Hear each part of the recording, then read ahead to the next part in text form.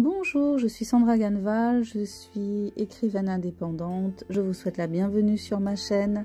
Je vous invite à vous abonner. Je vous invite à liker cette vidéo. Mes livres sont disponibles sur Amazon et vous devez les découvrir de toute urgence. Abonnez-vous à mon blog et je vous souhaite une bonne visite sur ma chaîne.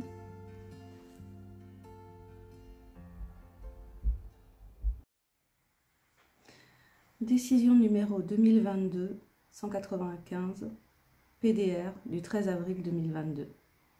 Déclaration du 13 avril 2022 relative aux résultats du premier tour du scrutin de l'élection du président de la République.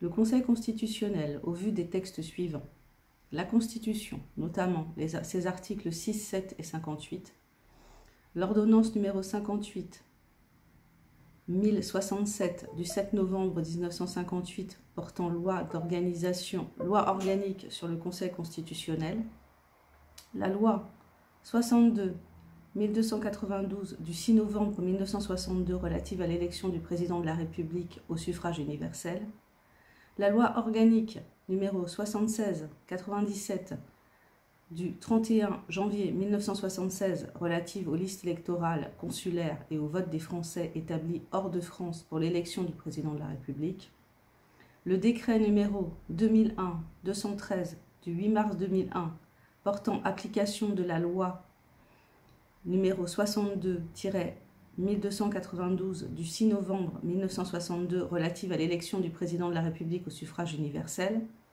le décret numéro 2005-1613 du 22 décembre 2005 portant application de la loi organique numéro 76-97 du 31 janvier 1976 relative aux listes électorales consulaires et au vote des Français établis hors de France pour l'élection du président de la République.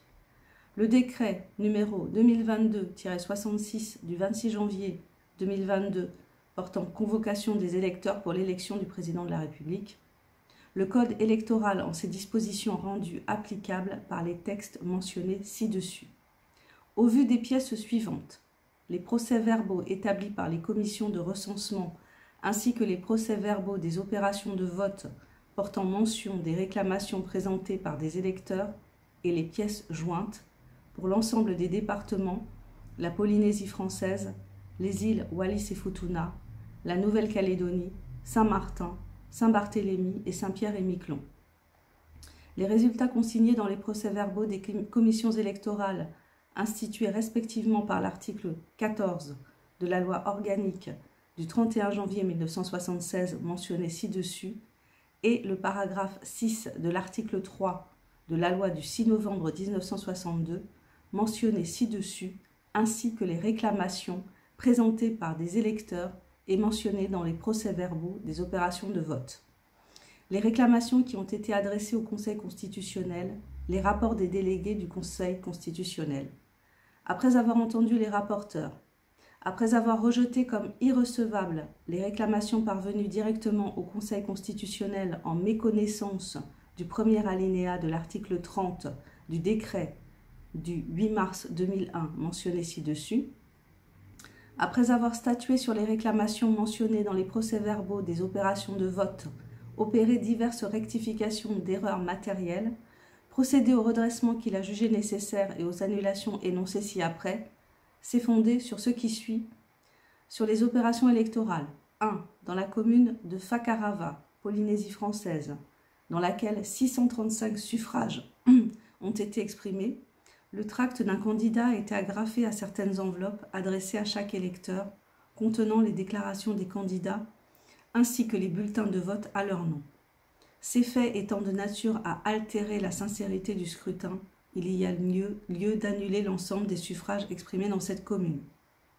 Dans la commune de l'Échelle, Pas-de-Calais, dans laquelle ont été exprimés 30 suffrages, le magistrat délégué du Conseil constitutionnel a constaté que, en méconnaissance de l'article R 40 du Code électoral, le maire avait pris l'initiative d'organiser les opérations de vote à son domicile. En outre, les lieux ne faisaient l'objet d'aucune signalisation et étaient dépourvus d'isoloir. Cette situation a perduré en dépit des observations du magistrat délégué. Dans ces conditions, il y a lieu d'annuler l'ensemble des suffrages exprimés dans cette commune. 3. Dans la commune de Chenevel, Vienne, alors que l'arrêté du 25 mars 2022 du préfet de la Vienne n'avait institué qu'un seul bureau de vote, la commune a créé en méconnaissance de l'article R40 du Code électoral un second bureau sur la liste duquel 2 électeurs étaient inscrits. Dans les circonstances de l'espèce, il y a lieu d'annuler les suffrages exprimés dans ce bureau.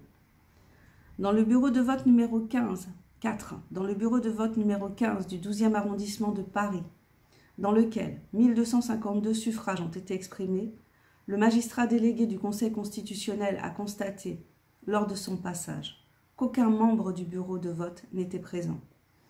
Une telle irrégularité étant de nature à entraîner des erreurs et à favoriser la fraude, il y a lieu d'annuler l'ensemble des suffrages exprimés dans ce bureau. 5. Dans le bureau de vote numéro 2 de la commune de Roisel, Somme, dans lequel 422 suffrages ont été exprimés, le magistrat délégué du Conseil constitutionnel a constaté, lors de son passage, qu'aucun membre du bureau n'était présent à son arrivée. Une telle irrégularité étant de nature à entraîner des erreurs et à favoriser la fraude, il y a lieu d'annuler l'ensemble des suffrages exprimés dans ce bureau. 6. Dans le bureau de vote numéro 1 de la commune de Beauteil-Saint, Seine-et-Marne, dans lequel 627 suffrages ont été exprimés, le magistrat délégué du Conseil constitutionnel a constaté lors de son passage que tant le président du bureau de vote que les assesseurs étaient absents. Une telle irrégularité est de nature à entraîner des erreurs et à favoriser la fraude. Par suite, il y a lieu d'annuler l'ensemble des suffrages exprimés dans ce bureau. 7.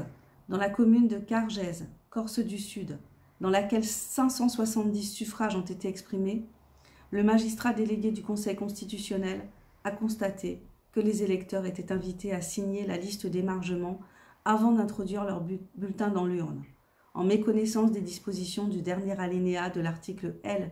62-1 du Code électoral.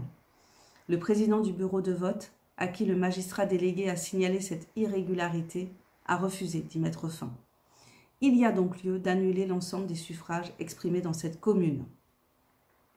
Dans la commune de Condat-sur-Vézère, Dordogne, dans laquelle 534 suffrages ont été exprimés, les électeurs étaient invités à signer la liste d'émargement avant d'introduire leur bulletin dans l'urne, en méconnaissance des dispositions du dernier alinéa de l'article L. 62-1 du Code électoral. Cette irrégularité s'est poursuivie en dépit des observations du magistrat délégué du Conseil constitutionnel, auquel le président du bureau de vote a refusé de donner suite. Dès lors, il y a lieu d'annuler l'ensemble des suffrages exprimés dans cette commune.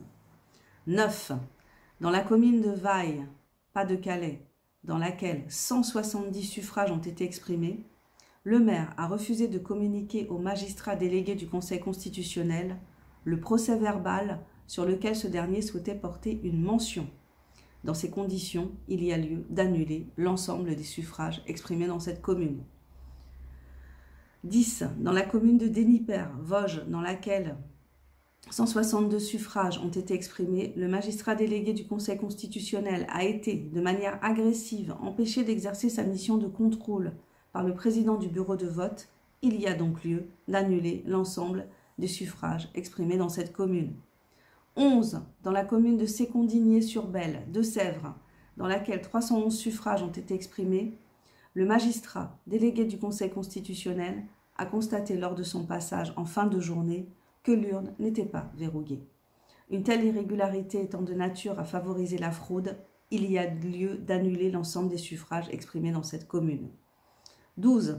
Dans la commune de Lieu-Dieu, Isère, dans laquelle 192 suffrages ont été exprimés, le bureau de vote a fermé prématurément à 18 h en méconnaissance des dispositions du paragraphe 2 bis de l'article 3 de la loi du 6 novembre 1962, en vertu desquelles le scrutin ne peut être clos avant 19 h.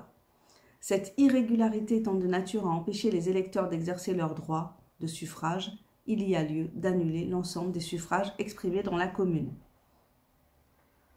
13. Dans la commune de Nandax, Loire, dans laquelle 325 suffrages ont été exprimés, le magistrat délégué du Conseil constitutionnel a constaté que, en méconnaissance des dispositions de l'article R52 du Code électoral, le procès-verbal des opérations de vote n'était pas mis à disposition des électeurs et que la représentante d'un candidat n'avait pu, malgré sa demande, y avoir accès. Dans ces conditions, il y a lieu d'annuler l'ensemble des suffrages exprimés dans cette commune. 14. Dans le bureau de vote numéro 27 de Grasse, Alpes-Maritimes, dans lequel 843 suffrages ont été exprimés, le magistrat délégué du Conseil constitutionnel a constaté, lors de son passage, que l'urne était ouverte, de sorte qu'il était possible d'y introduire des bulletins de vote par une autre ouverture que celle prévue à cette fin. Une telle irrégularité étant de nature à favoriser la fraude, il y a lieu d'annuler l'ensemble des suffrages exprimés dans ce bureau.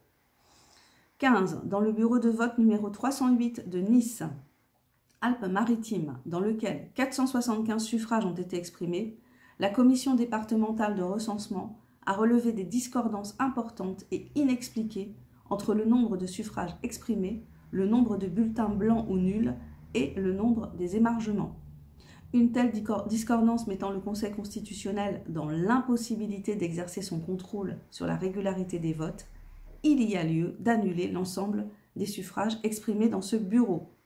16. Dans le bureau de vote numéro 130 de la commune de Toulouse, Haute-Garonne, dans lequel 1479 suffrages ont été exprimés, la commission départementale de recensement a relevé des discordances importantes et inexpliquées entre les chiffres inscrits dans le procès-verbal, retraçant les résultats et ceux figurant dans les feuilles de dépouillement. Le Conseil constitutionnel n'étant pas en mesure d'exercer son contrôle sur la régularité des votes, il y a lieu d'annuler l'ensemble des suffrages exprimés dans ce bureau. 17. Dans les communes de Brélancourt et de Besmé, N, dans lesquelles ont été respectivement exprimés 627 et 93 suffrages, la commission départementale de recensement a constaté que la liste d'émargement était manquante. Cette circonstance rend impossible un contrôle de la régularité et de la sincérité des suffrages émis dans ces bureaux.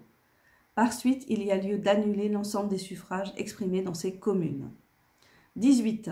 Dans le bureau de vote numéro 1 de la commune de Plessis-Belleville, Oise, dans lequel 562 suffrages ont été exprimés, le procès-verbal des opérations de vote n'a pas été transmis immédiatement à la préfecture à l'issue du dépouillement, en méconnaissance de l'article L68 du Code électoral. Ce manquement rend impossible le contrôle de la régularité et de la sincérité du scrutin. Il y a donc lieu d'annuler l'ensemble des suffrages exprimés dans ce bureau de vote. 19. Dans les communes d'Audingue-l'Évêque, de Mézelles et de Ponchon, Oise, dans lesquelles ont été respectivement exprimés 163, 153 et 589 suffrages, les listes d'émargement n'ont pas été transmises à la préfecture après le dépouillement du scrutin en méconnaissance de l'article L68 du Code électoral. Ce manquement rend impossible le contrôle de la régularité et de la sincérité du scrutin. Il y a donc lieu d'annuler l'ensemble des suffrages exprimés dans ces communes. Sur l'ensemble des résultats du scrutin, 20, aucun candidat n'a recueilli la majorité absolue des suffrages exprimés au premier tour du scrutin.